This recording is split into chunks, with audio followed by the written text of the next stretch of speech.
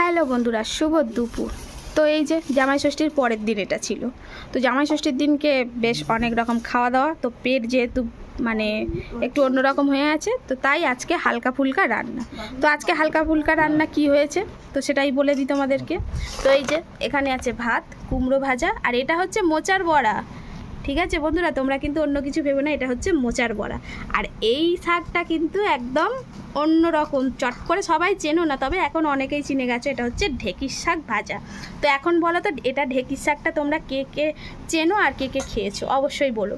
আর এদিকে এই যে গবলুবাবু তো অলরেডি ঢেঁকির শাক ভাজা দিয়ে খাওয়া শুরু করে দিয়েছে, আর আমার বাবাও খেতে বসেছে। তবে আমার বাবা বলছে আমি কিন্তু এর আগে এই শাক কখনোই খাইনি, এটা হচ্ছে মানে আমার জীবনে প্রথম। তো আমি বললাম খেয়ে দেখো, ভালোই লাগবে শাক ভাজাটা। তো আমরা কিন্তু এই শাক আগে কখনো খাইনি, আমরা কলকাতায় গিয়ে এই শাকটা খেয়েছি। তো এই যে বাবা এখন মানে এই শাকটা জীবনের প্রথম খাচ্ছে। তো কেমন লাগছে শাক ভাজাটা? ভালো লাগছে না? আর এই শাক ভাজা কিন্তু পাহাড়ি অঞ্চলের লোকেরা বেশি খায়, ঠিক আছে। ঢেঁকির শাক দেখবে পাহাড়ি অঞ্চলের লোকেরা বেশি এই ঢেঁকির শাক, আর হচ্ছে ভুট্টার ডাল, ভুট্টার গুঁড়োর যে ডালটা তৈরি করে ওই ডাল, এটা পাহাড়ি অঞ্চলের লোক হয়ে গেলাম। এই ঢেঁকির শাকটা খুব ভালো লাগে, এটা ডাল দিয়ে করলেও ভালো লাগে। দিদুন একটু নিয়ে দিয়ে দাও ডাল। আর এখানে হচ্ছে মা মাখছে আলু ভর্তা, আর সেই শুকনো লঙ্কা, পেঁয়াজ আর রসুন ভাজা দিয়া। হা হা, মাংস ফেল বন্ধুরা। আমার দিদা কিন্তু আবার আলু ভর্তাটা হেভি করে না? তো সত্যি বলছি, গতকালকে মানে একদম অনেক কিছু খাওয়া হয়ে গেছে, রিচ। তো আজকে হচ্ছে সিম্পল খাওয়া দাওয়া। তো আজকেও মা রান্না বান্না করেছে সব, আর আমরা ছিলাম না, আমি আর কর্তামশাই বেরিয়েছিলাম, মানে বাড়ির কিছু মালপাট লাগবে সেই জন্য। তো যাই হোক, এই যে চলো এখন খেতে বসে যাই আমিও। তো এই যে বন্ধুরা, আমি এখন খেতে বসে গেছি, আর আমার পাটটা দেখো কত সুন্দর করে সাজানো, ঠিক আছে। এখানে হচ্ছে ঢেঁকির শাক, এখানে হচ্ছে মোচার বড়া, কুমড়ো ভাজা আর আলুর চোখা। তো এই হচ্ছে খাবার, খেতে বসে যাই। আর এই শাকটা আমার ভীষণ প্রিয়, ঠিক আছে। আর এই শাকটা কিন্তু আমি খাওয়া শিখেছি কলকাতাতে গিয়ে।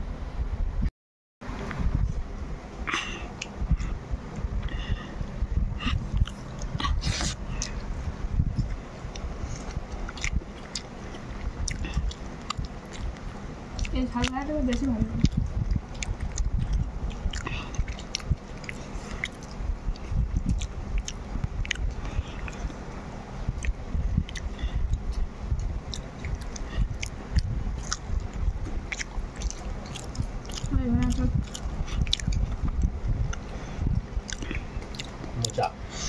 মোচার বড়া দারুণ আছে।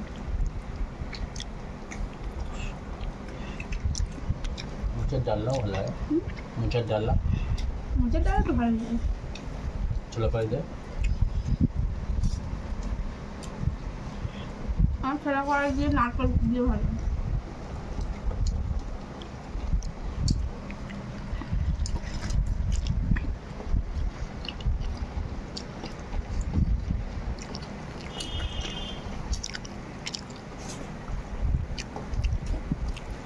শাকটা দারুণ, তবে কিন্তু আজকে ঢেঁকি শাকটা কেনা না বন্ধুরা,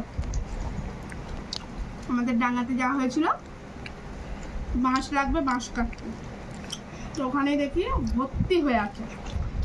তো অনেকে জানে না, ঠিক আছে, আমার মনে হয় এখানকার লোক জানে না, হলে ওই শাক থাকবে না। তো দেখে তুলে নিয়ে এসছি, আর অল্পই হয়েছে। আর এই যে এখন ডাল নিয়ে নিচ্ছি, আর পেঁয়াজ রসুন সম্বাদ দিয়ে মুসুর ডাল বেশ ভালো লাগে। তবে গরমে টক ডালটাও কিন্তু বেশ দারুণই লাগে।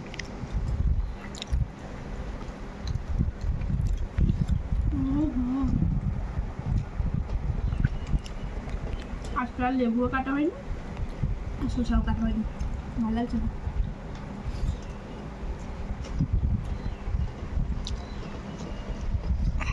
সুন্দর, খুবই মিষ্টি। এই যে আমার মায়ের হাতে স্পেশাল আলু মাখা,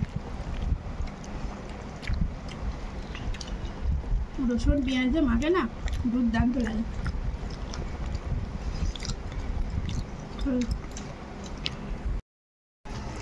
এবার আমার বাবা কিন্তু প্রথম নয়, আমার মাও কিন্তু প্রথম এই ঢেঁকি শাক, এর আগে খায়নি, তাই তোমার? হ্যাঁ, আমি কোনোদিন খাইনি। তা বলো কেমন লাগছে তোমাদের মুখে বলো। আমরা কিন্তু খেয়েছি, আমরা শিখেছি ওই বললাম কলকাতায় যাওয়ার পরে। ভালো লাগছে শাকটা, শাকটা কিন্তু খুব সুন্দর টেস্ট গো, অন্য শাকের থেকে বেশি টেস্ট লাগে, আমি দেখেছি। তো আমার মারও ভালো লেগেছে, তো আমার মা আর বাবা এই ফার্স্ট। তো এই যে আমার মা ভাজাটা শাক ভাজাটা খেয়েই ডাল দিয়ে মাখিয়ে ফেলেছে, তাই তো।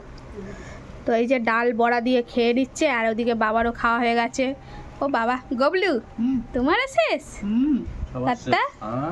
আর আমার এখনো আছে বন্ধুরা, খাচ্ছি এই যে ডাল আলুর চোখা, আহা হা হা অসাধারণ খাবার।